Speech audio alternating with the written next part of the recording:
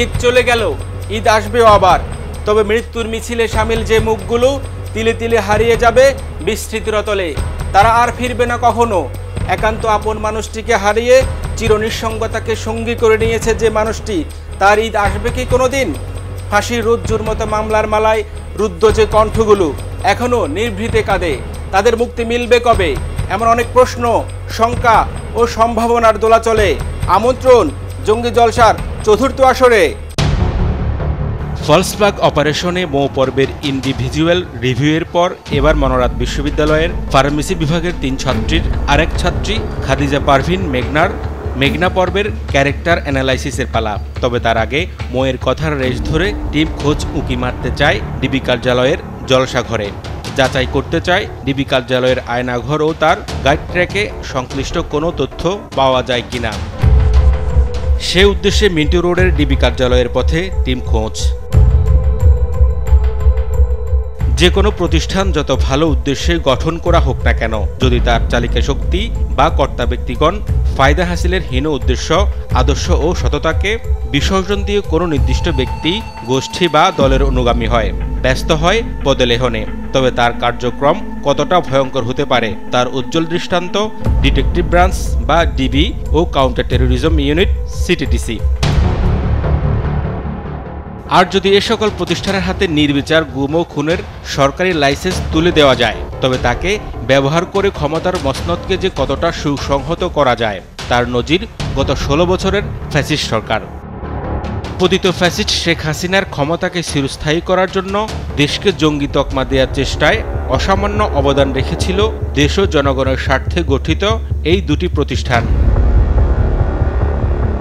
এবার সেই প্রতিষ্ঠান দুটিতে উকি মারার ঝুঁকি নিয়ে ডিবি কার্যালয়ে টিম খোঁজ, যারা এতদিন জঙ্গি নাটকের সিনোপসিস, স্টোরিবোর্ড তথা প্রি প্রোডাকশন ও শুটিংয়ের যাবতীয় কর্মযজ্ঞে নিরলস সাধনা করেছেন। তবে অনেক চেষ্টা করেও প্রি প্রোডাকশন, শুটিং ও পোস্ট প্রোডাকশনের কোনো একটা প্রেমও খুঁজে পাওয়া গেল না। কার্যালয়ের অবস্থানরত যারা আছেন তাদের কাছ থেকে তথ্য নিতে বারবার চেষ্টা করেও কোনো লাভ হলো না। তারা পলাতক কাদেরের মতো একটি কথাও বলতে চাইলেন না। দায়িত্বরতরা শুধু বললেন সিটিটিসি প্রধান দেশের বাইরে, কেউ এসব নিয়ে মুখ খুলতে চায় না। ডিবি কার্যালয় থেকে শুটিং স্ক্রিপ্টের কোনো তথ্য না পেয়ে টিম খোঁজ অনুসন্ধানে নামে জঙ্গি ট্রিলজির দ্বিতীয় চরিত্র খাদিজা পারভিন মেঘনার জঙ্গি নাটকের গল্পে, যার বাড়ি শেরপুরের ঝিনাইগাতি থানার পশ্চিম বেলতলি গ্রামে। রাজধানী ছেড়ে গাজীপুর সড়ক হয়ে শেরপুরের পথে টিম খোঁজের যন্ত্রযান। উদ্দেশ্য মনোরাত বিশ্ববিদ্যালয়ের ফার্মেসি বিভাগের ছাত্রী মেঘনার সঙ্গে জঙ্গি ট্রিলজির মেঘনার ক্যারেক্টার অ্যানালাইসিস। চলতি পথে জঙ্গি ট্রিলজির গর্ডিয়ান নট বা কঠিন গ্যারো আরেকবার খুলব, যে গ্যারো খুললে পাওয়া যাবে কিভাবে ফ্যাসিস্ট সরকারের পোষ্য নকিবেরা কেড়ে নিয়েছিল দুটি তাজা প্রাণ। নরসিংদীর নীলুফা ভিলায় একদিকে মেঘনা ও মৌকে নিয়ে যখন ফলসফ্লাগ অপারেশনের প্রিমিয়ার চলছে, ঠিক তখন নরসিংদীর আরেক এলাকা শেখেরচরে আকলিমা ও তার স্বামীকে নিয়ে কঠিন গ্যারো বা গর্ডিয়ান নটের শুটিংয়ে ব্যস্ত পুলিশের সিটিটিসি ইউনিট। একজন হলো আকলিমা আক্তার মনি, আর আরেকজন হলো আবদুল্লাহ আল বাঙালি, যে এই নব্য জেএমবির মিডিয়া শাখার প্রধান। মনিরুল ইসলামের বিবৃতিতে যে জঙ্গি আকলিমার কথা উঠে এসেছে সে ছিল মনোরাত বিশ্ববিদ্যালয়ের সেই 3 ছাত্রীর একজন। মূলত সিটিটিসি ইউনিট একই গল্পের দুটি প্লট সাজায় এখানে, যাতে দেশ ও জাতির কাছে বিশ্বাসযোগ্য হয় আসলে নরসিংদীতে জঙ্গি আস্তানা রয়েছে। দেশে এত জঙ্গি আস্তানা ও সিটিটিসির তৎপরতার বিষয়ে সুপ্রিম কোর্টের আইনজীবী শেখ ওমর জানান, পশ্চিমা বিশ্বের আস্থাভাজন হওয়ার জন্য এসব নাটক সাজিয়েছে পতিত হাসিনা সরকার। পশ্চিমা বিশ্ব যে ওয়ার অন টেররের ঘোষণা দিয়েছিল সেটার স্ট্র্যাটেজিক পার্টনার হিসেবে তারা এই অঞ্চলে ভারতকে এবং আওয়ামী লীগকে পছন্দ করেছিল। তো এই কারণে তারা জঙ্গিবাদ বা জঙ্গি নাটক সারা পৃথিবীর সামনে তুলে ধরে দেখাতে চাচ্ছিল যে তারাও ওয়ার অন টেররের পার্ট এবং তারা হচ্ছে বাংলাদেশে ওয়ার অন টেররের অংশ হিসেবে জঙ্গি দমন করছে। সো এটা করতে গিয়ে তারা অনেক ক্ষেত্রেই জঙ্গি নাটক সাজিয়েছে বলে দেশি বিদেশি বিভিন্ন ইনভেস্টিগেটিভ প্রতিবেদনে এসেছে। মাধবদীর নীলুফা ভিলার সে জঙ্গি খেলায় মেঘনা ও মৌ জীবিত ফিরে আসতে পারলেও ফিরে আসতে পারেনি আকলিমা ও তার স্বামী। ব্রাশ ফায়ার করে হত্যা করা হয় তাদের। জঙ্গি সাসপেক্ট একজন মহিলা এবং একজন পুরুষ, তাদের ডেড বডি পাওয়া গিয়েছে এবং তারা 4টি এক্সপ্লোসিভস সেটির বিস্ফোরণ ঘটিয়েছে। পাশাপাশি একটি ক্ষুদ্রাস্ত্র এটি উদ্ধার করা গিয়েছে। আর বাদবাকি রুমের ভিতরে এখনো পুরোপুরি সার্চ করা শেষ হয়নি। সিসিটিসি প্রধানের বিবৃতিতে 2 জঙ্গির মৃত্যুর কথা উল্লেখ করা হলেও সবার অলক্ষ্যে জালিমের নির্মমতা কেড়ে নেয় আরও একটি অনাগত প্রাণ। ভূমিষ্ঠ হবার আগেই যে নীরব সাক্ষী হয়ে যায় পুলিশের সিসিটিসি টিমের বর্বরতার। 4 মাসের অন্তঃসত্ত্বা আকলিমার এই করুণ মৃত্যু মানবিকতার দেয়ালে এঁকে দেয় কলঙ্ক তিলক। তৃপ্তি না তৃষ্ণা, কি থাকে শেষ নিঃশ্বাসে জানি না, তবে যে জীবন পৃথিবীর আলো বঞ্চিত হলো, যে মা মৃত্যুর কোলে ঢলে পড়ল গর্ভে নিয়ে সন্তানের কবর, প্রচণ্ড ঘৃণা ও ক্ষোভের অগ্নি ছাড়া কী বা থাকতে পারে সেই নিঃশ্বাসে?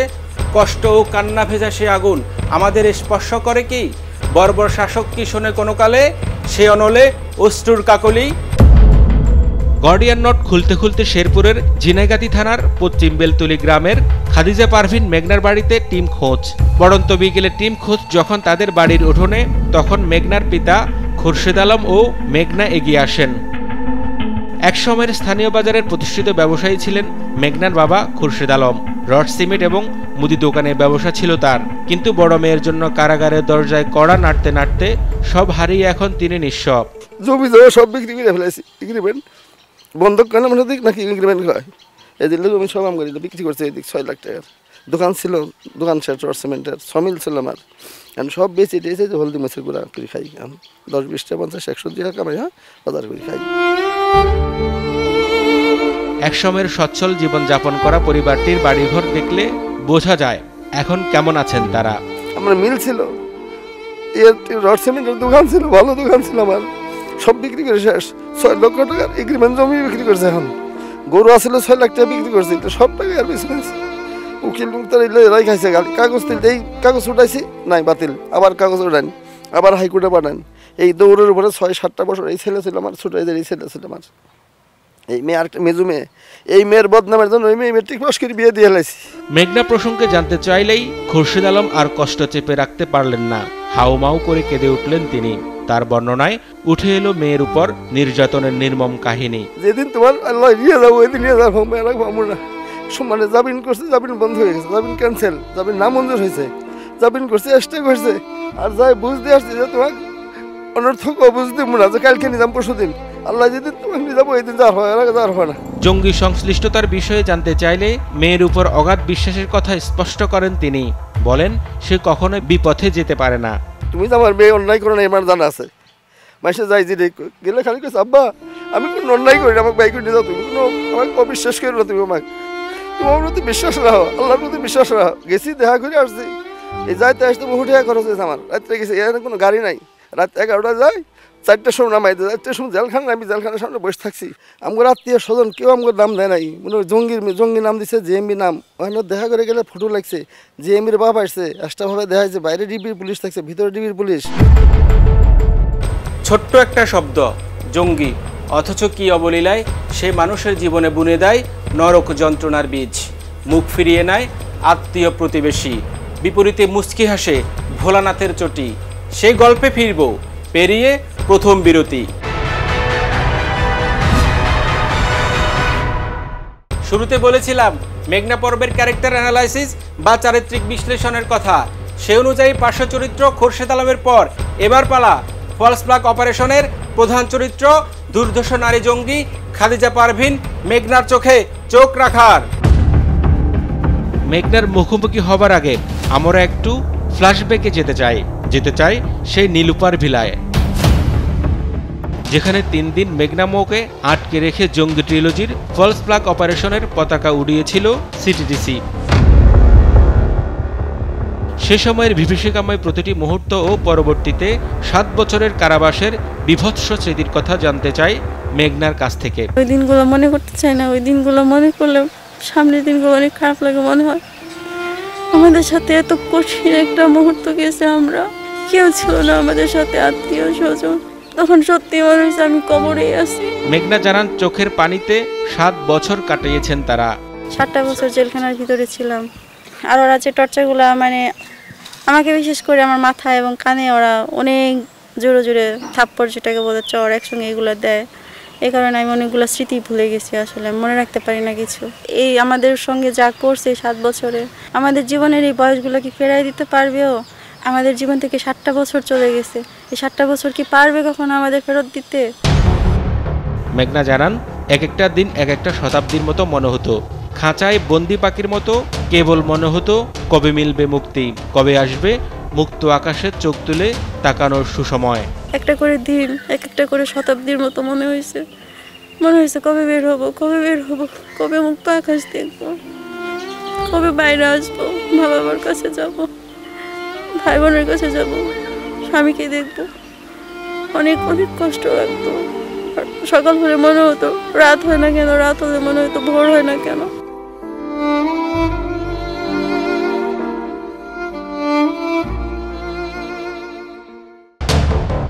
শেখ হাসিনা সরকারের বিরুদ্ধে গণ অভ্যুত্থানের সময় গত 19 জুলাই নরসিংদী কারাগারে হামলার ঘটনা ঘটে। এতে কারাগারে ভয়াবহ বিশৃঙ্খলা সৃষ্টি হয়। এমন পরিস্থিতিতে মেঘনা ও মৌসহ অনেক নারী হাজতিকে নিরাপত্তার কারণে বের করে দিয়েছিলেন সেখানকার জেল সুপার, এবং এও বলা হয়েছিল যে পরিস্থিতি স্বাভাবিক হলে তারা যেন সংশ্লিষ্ট কারা কর্তৃপক্ষের কাছে আত্মসমর্পণ করে। কিন্তু আত্মসমর্পণের নির্ধারিত তারিখের আগেই নতুন জঙ্গি নাটক সাজায় তৎকালীন সিটিটিসির প্রধান আসাদুজ্জামান। তিনি মেঘনা ও মৌকে খুবই বিপজ্জনক আখ্যা দিয়ে মিডিয়াতে প্রচার করতে থাকেন যে তারা জেলে অগ্নিসংযোগ করে ও জেলের কারা ফটক ভেঙে অন্য জঙ্গিদের বের করে নিয়ে যায়। তারা যেভাবে অস্ত্রাগার ভেঙে অস্ত্র লুট করেছে, ঠিক তেমনিভাবে এই জঙ্গিদের সেলে গিয়ে জঙ্গিদের তালা ভেঙে তাদেরকে বের করে এনেছে। পরে তাদের নিয়ে নতুন জঙ্গি নাটকের প্লট রচনা করে সিটিটিসি। অগ্নিসংযোগ ও জেল ভাঙার দায়ে নতুন মামলা দেয়া হয় তাদের নামে। 19 জুলাই নরসিংদীর জেলা কারাগারে অগ্নিকাণ্ড, জেল সুপারের সাথে ফোনালাপ, মেঘনার বাড়িতে ফেরা এবং পরবর্তীতে আসাদুজ্জামানের বিবৃতি ও মামলা নিয়ে মেঘনার বাবা খোরশেদ আলম ঘটনাসমূহ ও বিবৃতির পরস্পর বিরোধী অবস্থানের বিষয়টি স্পষ্ট করেন খোঁজ টিমের কাছে। ফোন দিয়ে বলছে আমি কই যাবো, আব্বা কই যাবো, আমি আমাকে তো বাইরে দিয়েছে জেলখানা ভেঙে। জেলার বললাম, জেলার পরে বললো যে জেলখানা আগুন লাগছে, জেলখানা থাকার উপায় নাই উপযোগী। আমি পরের দিন বললাম যে কি পাঠাবো এখান তাহলে, করে না পাঠাবেন না। তারপরের দিন না পাঠাবেন না, 23 তারিখ হাজিরা ওখানে পাঠান। 23 তারিখে যাবো, 22 তারিখে বিকালবেলা যায় আব্বা পুলিশ আসছে, আমার পুলিশ আসছে। কিসের পুলিশ? করলে এই ফোন বন্ধ, বাসার থেকে নিয়ে গেলো দুজনে।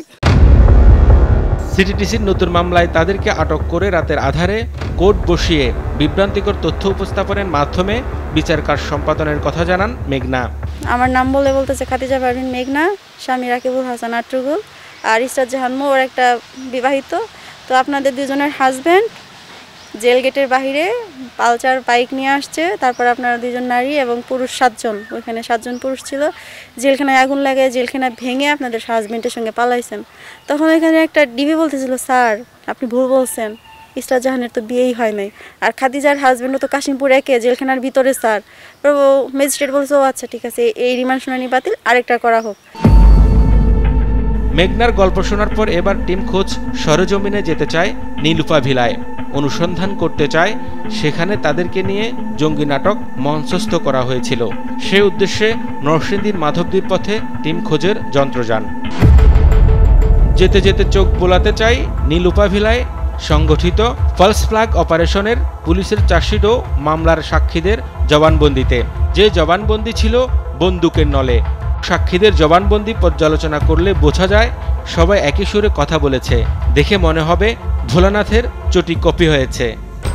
বন্দুকের নলে বন্দি, জবানের অক্ষর, শব্দ বাক্য থেকে জ্যোতিচিহ্নের দিকে তাকালে মনে হয় যেন একই ব্যক্তি বহু ব্যক্তি হয়ে সাক্ষ্য দিয়েছে। কোথাও কোনো ব্যর্থই নেই বিচ্যুতি। কি জানি হয়তো সবাই মিলে কপি করেছে ভোলানাথের চটি। সে কথা পরখ করব পেরিয়ে দ্বিতীয় বিরতি।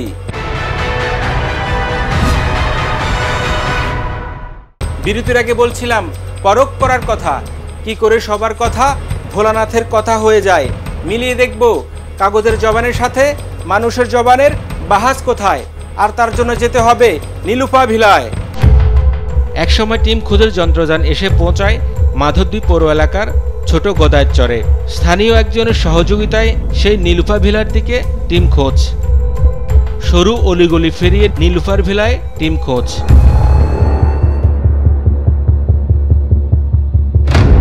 এই সেই ফ্ল্যাট যেখানে 2 ছাত্রীকে 3 দিন ধরে আটকে রেখে নাটক সাজিয়েছিল সিটিডিসি। নিজেরা ককটেল বিস্ফোরণ করিয়ে টাইলস ভেঙেছিল তারা, যাতে বিশ্বাস হয় এখানে জঙ্গি আস্তানা ছিল।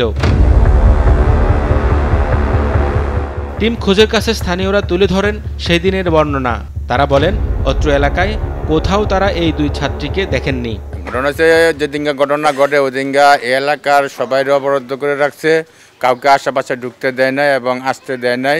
কিন্তু এদের আমরা কোনোদিন এখানে দেখি নাই বা শুনিও নাই যে এই ধরনের লোক কোনো ভাড়াটি আছে। হ্যাঁ করছে আর আমরা দেখি নাই, আইনের লোকেরা করছে আমরা বাড়ি করছে এটা জান কেন যদি বুম টুম মারে তো যদি অসুবিধা হয় আমরা আহতন আমরা গেছি। স্থানীয় কয়েকজন বাড়ির মালিকও জানান কিভাবে সেই দিন নাটক সাজিয়েছিল পুলিশ।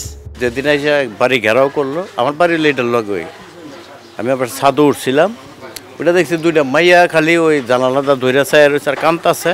সব পাবলিক খেদাই দিয়া এরপরে খাইলা জায়গার মধ্যে ককটেল ফুটাইলো। আর এই 3-4 দিন জায়গায় আমরা কি দুজকের মধ্যে আছে এটা আল্লাহ মাহবুদ হয়ে জানে। আমার ঘরে গড়তে বাড়িতে দিছে না, রান্ধাবাড়ি করতে দিছে না, কোনোরকম বাজার থেকে কিছু আইনা মুড়ি চিড়া খাইছে এই 3 দিন। মানে কাউরে এমন একটা জিম্মি করছে যুদ্ধে ক্ষেত্রে এত ভয় পাইছে না। বুঝলেন এইগুলো হুদা ওই যে প্রধানমন্ত্রী খুশি করার লাগে না, পুলিশের যে গোয়েন্দার বিভাগে মনিরুল ইসলাম আছে, এগুলো আইয়া কতগুলি লোক সাঙ্গামঙ্গা কইরা মিটিং কইরা পরে 2 জন মহিলা নিয়ে লয়ে গেল। স্থানীয়দের সাথে কথা বলে জানা যায় এই জঙ্গি নাটক মঞ্চস্থ করতে সিটিডিসির সাথে স্থানীয় নেতা আনোয়ার কমিশনারের বিশেষ ভূমিকা ছিল। নীলুফা ভিলায় বাসা ভাড়া করা সহ 3 দিন পুলিশের খাবারের আয়োজনের পাশাপাশি আমোদ প্রমোদের যাবতীয় কাজে সহায়তা করেছেন তিনি। আর যে কারণে পরবর্তী নির্বাচনে উপটোকন হিসেবে নির্বাচিত হয়েছিলেন উপজেলা চেয়ারম্যান। এই পুরো নাটকটাই সাজাইছে আমগো গাংপাড়ার কয়েকটা আওয়ামী লীগে, যেমন আনোয়ার কমিশনার, জাকারিয়া, আদা যারা আওয়ামী লীগ করতো। এই রুম যে খালি এটা আমরাও জানি না, কিন্তু হ্যাঁ ওই জানতো। কথা হয় নীলুফা ভিলার মালিকের ছেলে আলামিনের সাথে, তাকেও এই মামলায় আসামি করা হয়। মামলার ইয়াতেও কিন্তু বিভিন্ন মানে দেখানো হয়েছে যে বিভিন্ন সরঞ্জাম পাওয়া গেছে, কিন্তু ওইগুলো কিন্তু আদালতে সমর্পণ করা হয়নি। তো যদি কিছু পাওয়া যায় তো ওইগুলো তো আদালতে দেওয়ার কথা, যে এজাহারে ওইগুলোতে জব্দ তালিকা হিসেবে এগুলো নাই। এর থেকে বোঝা যায় যে এটা রহস্যজনক এবং উদ্দেশ্য প্রণোদিতভাবে হয়রানি করা হয়েছে মানুষদেরকে। আর আমাকেও মামলার মধ্যে জড়ানো হয়েছিল, আমি মামলার কিছু জানি না। আমাকে 28 দিন গুমে রাখা হয়েছিল, অর্থাৎ 28 দিন আমাকে খুঁজে পাওয়া যায় নাই। আমাকে মিন্টু রোডে একটা সেলের মধ্যে গুম করা হয়েছিল। সবচেয়ে মজার কাহিনী হলো মামলায় যাদের সাক্ষী করা হয়েছে তাদের একজন বাড়ির ম্যানেজার আব্দুর রাজ্জাক। তিনি জানান তাকে দিয়ে ওই 3 দিন এবং রাতে নাটকের কোন কোন ক্ষেত্রে সহযোগিতা নিয়েছে পুলিশের সিটিডিসি ইউনিট।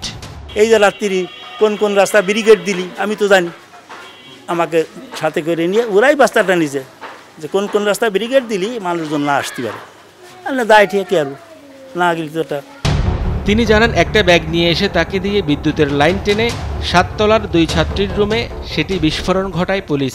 পরে আমাকে 7 তলা ডেকে নিয়ে যায়, ডেকে নিয়ে আর কি একটা ব্যাগের মধ্যে দেখো এর মধ্যে সব কিছু আছে। আমি তো একটু সাহসী লোক, পরে আমি কছি তাহলে হাতে দেখি স্যার।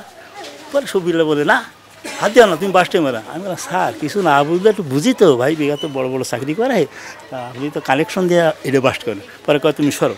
পরে আমার লাইন ছিল ওখানে কানেকশন বাস্ট করলো, দিলে আমার একটা বড় গ্লাস আছে ওখানে বারান্দার, আমাকে বলে সরাই দাও। তখন তো আমি বুঝতে আর বাকি থাকলো না, পরে আমি গ্লাসটা সরাই দিলাম ওখানে বাস্ট করে।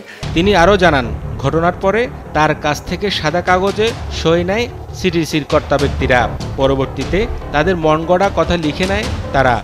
তুমি যখন এখানে থাকো কেয়ারটেকার হিসেবে থাকো, দারোয়ান হিসেবে থাকো, তা তুমি একটা সাদা কাগজে সই দাও। 7,000 কাগজ আমি সই দিছি, দিলে এই কাগজের পরে যা কিছু লিয়া দেয়। হঠাৎ করে আমি সাক্ষী গেছি, তাহলে আমাকে জবরদস্তি করে সাক্ষী বানাইছে না। বাস্তবে সাক্ষীরা নিজেরাই জানে না তারা এসব বলেছেন। তাছাড়া সাক্ষীদের জবানবন্দিতেও যে সকল বৈপরীত্য পাওয়া যায় তাতেও বোঝা যায় সবই ছিল সাজানো নাটক। এ প্রসঙ্গে মাওলানা ভাসানী বিজ্ঞান ও প্রযুক্তি বিশ্ববিদ্যালয়ের ক্রিমিনোলজি অ্যান্ড পুলিশ সায়েন্স বিভাগের চেয়ারম্যান অধ্যাপক মোহাম্মদ উমর ফারুক জানান ক্ষমতায় টিকে থাকার জন্য জঙ্গি নাটক সাজাতে গিয়ে অসংখ্য নিরীহ মানুষকে হত্যা করা হয়েছে। সরকারের মতাদর্শের বাইরে কথা বললে বিভিন্ন ট্যাগ লাগিয়ে দিয়ে, বিশেষ রাজনীতি দলের ট্যাগ লাগিয়ে দিয়ে অথবা জঙ্গিবাদের ট্যাগ লাগিয়ে দিয়ে অনেক নাটক কিন্তু হয়েছে এবং এক্ষেত্রে অনেক ইনোসেন্ট মানুষও কিন্তু জঙ্গিবাদের শিকার হয়ে নিহত হয়েছে। এই ঘটনাগুলির যথার্থ বিচার এবং তদন্ত সাপেক্ষে বিচার এবং শাস্তি আমরা এখনো দাবি করি। এবার টিম খোঁজ যাবে সিলেটের শিববাড়ির আতিয়া মহলের অদূরে পাঠানপাড়ায়, যেখানে বোমা বিস্ফোরণের ঘটনার মূল হোতা বানিয়ে হত্যা করা হয় আশরাফুল আলম ওরফে নাজিমকে। তার বাড়ি নোয়াখালী জেলার সোনাইমুড়ি উপজেলার 2টি ইউনিয়নের কুমারঘাড়িয়া গ্রামে। নাজিম কি আসলে জঙ্গি ছিল, না তাকে জঙ্গি সাজিয়ে হত্যা করা হয়েছে? তারই অনুসন্ধানে নোয়াখালীর পথে টিম খোঁজ। আশিগান খেতা তার নিচে মাতা, নোয়াখালীর আঞ্চলিক ভাষার এই ধাঁধার মতোই জঙ্গি জলসা, যার পরতে পরতে গাথা অজস্র গল্প। আর সে আখ্যান অশেষ হলেও দু একটি জোনাকির নিভে যাওয়ার স্মৃতি নিয়ে হাজির হব আবারও জঙ্গি জলসার 5ম পর্বে। সে প্রত্যাশা বিদায়। তবে বরাবরের মতো যাবার বেলায় বলি, আমাদের জানান আপনাদের চোখে ধরা পড়া সব অসঙ্গতি। প্রযোজক খোঁজ, বাড়ি 47, সড়ক 116, গুলশান 1, ঢাকা 1212। এই ঠিকানায় সতর্ক থাকুন, অনুসন্ধানে চোখ রাখুন সবখানে।